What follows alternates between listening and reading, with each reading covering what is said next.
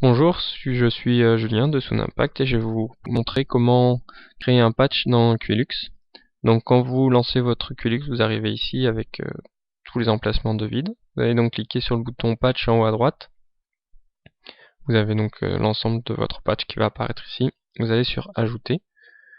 Donc vous avez d'abord une colonne avec les fabricants, une colonne avec les modèles par fabricant, une colonne avec les modes disponibles pour chaque modèle, et après ici le nombre de produits que vous allez vouloir rajouter.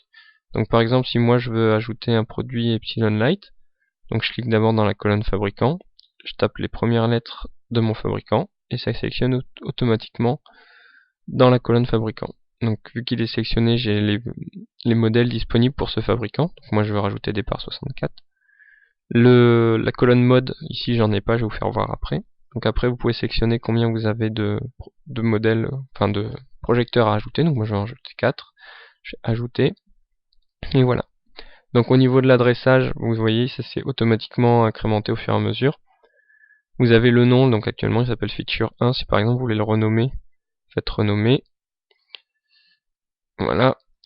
Vous effacez tout ça. Et on va l'appeler, hop, par 64. Ok.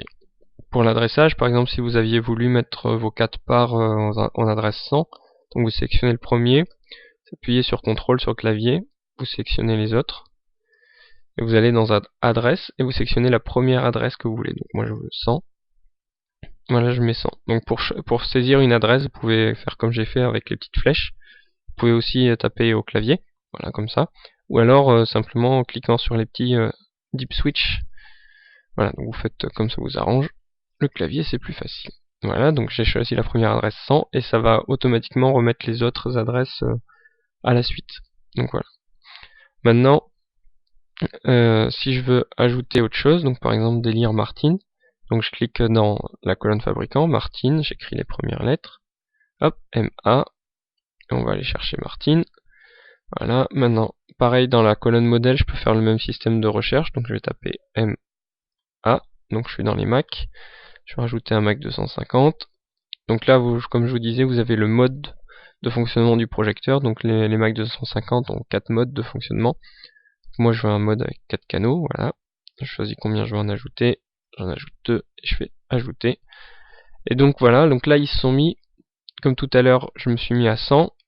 Qlux se met automatiquement à l'adresse minimum libre.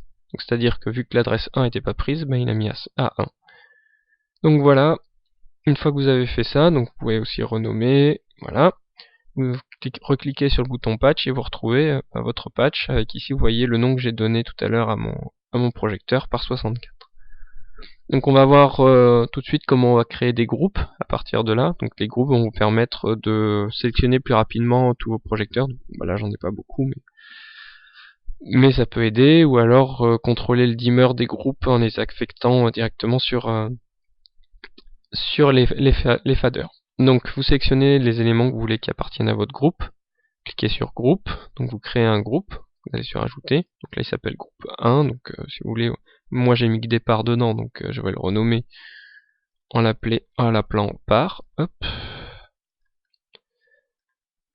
je me suis trompé d'un bouton, on va l'appeler par, j'ai dit, toc toc toc, voilà, par, toc, donc après on va mettre des membres qui vont faire partie de ce groupe, donc ajouter, donc on voit tout de suite les éléments que j'avais sélectionnés, ils sont déjà sélectionnés ici.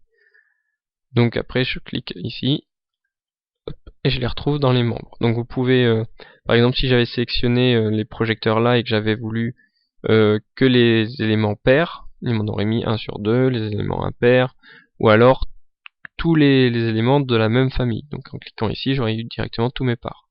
Si par exemple, voilà, je les sélectionne tous, je les enlève, j'en sélectionne qu'un, et là je veux tous ceux qui sont pareils que celui que j'ai sélectionné, donc je clique ici, et voilà, il met mes 4. Fermé, hop, donc j'ai bien mon groupe. Donc voilà, là j'ai créé un groupe. Maintenant une autre technique pour créer un groupe, bah, c'est directement aller dans groupe, donc on va rajouter un groupe.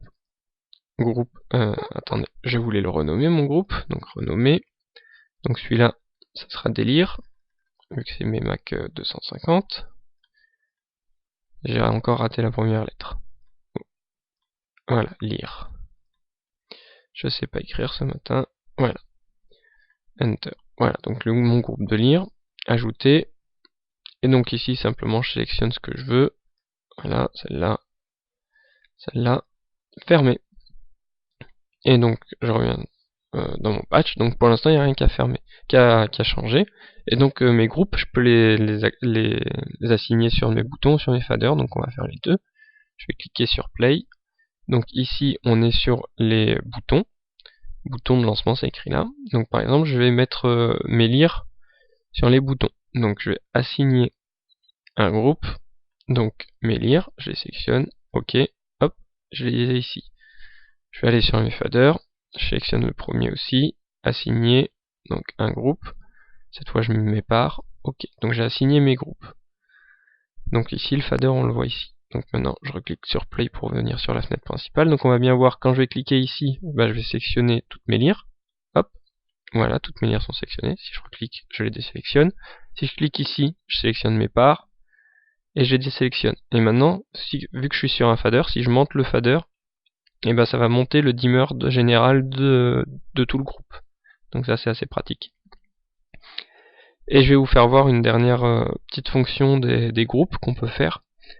Donc pour ça, je vais charger un patch que j'ai déjà fait avant. Donc ouvrir, hop, 1, ouvrir. Donc là, j'ai changé de patch. Donc ça, c'est un patch que j'ai créé tout à l'heure. Donc pour vous faire voir, donc j'ai retrouvé mes 4 parts, j'ai 4 scanners et j'ai 4 lires, sauf que j'ai 2 modèles différents de lires. Donc je vais dans mes groupes. Et là, vous voyez écrit groupe auto par classe, groupe auto par modèle. Alors petite astuce, ce que je vous dis, c'est que là, je retrouve pas mes groupes que j'ai fait tout à l'heure, vu que j'ai complètement changé de... J'ai changé le patch, j'ai changé tous les groupes que j'avais sauvegardés. Donc c'est pour ça que je retrouve pas ceux de tout à l'heure.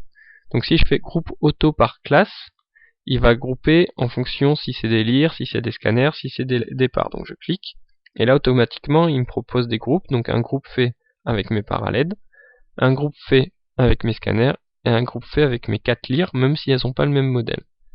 Donc on va dire que ces groupes-là me plaisent pas. Si je peux les supprimer, donc en sélectionnant un par un, cliquer sur supprimer, mais si je clique sur supprimer et que je maintiens, ça efface tout. Maintenant, si je fais groupe auto par modèle, ça va me faire un groupe par modèle de projecteur. Donc je mets par 64, mes scanners et mes deux types de lires, donc là les deux premières lires et les deux dernières lires. Donc voilà ce que je voulais vous montrer, donc les groupes auto qui sont très pratiques pour faire des groupes rapidement quand on a un gros patch. Donc je sors de là, donc après vos groupes, vous pouvez toujours les assigner comme je vous ai fait voir tout à l'heure. Et pour finir, dans votre patch, si par hasard vous voulez supprimer donc un élément, donc vous le sélectionnez, vous cliquez sur supprimer. Avant, j'ai oublié de vous parler des propriétés. Donc par exemple, là j'ai choisi une lire. Si je clique sur propriété, vous pouvez inverser le pan, inverser le tilt, et changer le pan et le tilt. Donc c'est des cases à cocher comme ça. Et ici vous avez virtual dimmer. Donc là pour la lire, c'est pas disponible. C'est en fait ce qui va vous permettre de contrôler, par exemple si vous avez des parts RGB, vous avez un dimmer pour le rouge, un dimmer pour le vert, un dimmer pour le bleu, mais si votre projecteur propose pas un dimmer général, et QLux peut le créer. Donc c'est-à-dire par exemple si je choisis mon part, je vais dans propriété, donc là il crée un dimmer général pour mon part, qui va, quand je vais régler mon dimmer général, va directement influer sur le dimmer du rouge, du vert et du bleu. Si je l'enlève ça, j'aurai plus de dimmer général. Donc voilà à quoi ça sert. Donc le dimmer virtuel, c'est que pour les éléments RGB, et puis après les pan et tilt, c'est pour les scanners et les lires. Et donc pour finir, quand vous voulez recommencer à zéro votre patch, vous cliquez sur supprimer, puis vous maintenez, et voilà, ça efface tout votre patch. Donc voilà pour cette leçon sur le patch et les groupes. Donc j'espère que ça vous aura été utile. Je reste toujours disponible si vous voulez me contacter à l'adresse laser@sound-impact.fr. Bien, et bien je vous laisse et je vous attends pour de nouvelles leçons. Au revoir.